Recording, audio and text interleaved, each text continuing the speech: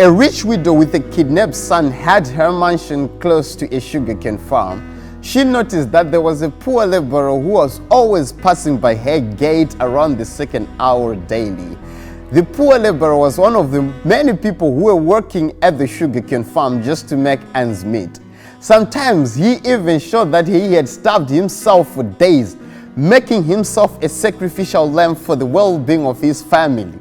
The widow decided to bake a loaf of bread every morning and leave it by the gate step with a notice, "Stay strong for your family." The poor laborer would pass by, collect the bread, and leave a notice with the words, "The good you do will come back to you, and the bad that you do will remain with you." What an ungrateful person, she thought. She didn't let this stop her from doing what she had vowed to do. After a month of frustration, she was like, "I am done with this." She then decided to teach him an unforgettable lesson. She then put a bit of laxative into the mixture. It sounded like a bright idea. She baked the loaf as usual, then placed it at the usual place. As soon as she placed it, her leg started to shiver. And that's when she knew that she had done evil. She then baked quickly another one and did the usual. The poor laborer came again with his statement, and off he went. Around 2 in the afternoon, the rich widow heard a knock at her gate.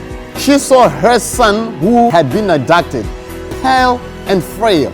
The son told his mother that the kidnappers indeed had let him go, but on his way, a certain man with tattered clothes had given him a loaf of bread and some water. You know where I'm going. Sometimes you might think that the people around you are not appreciating you enough for whatever you are doing because they are probably not saying the words, "Thank you." But personally, I think what matters most is not the words, "Thank you," but the satisfaction and the happiness you bring into other people's lives.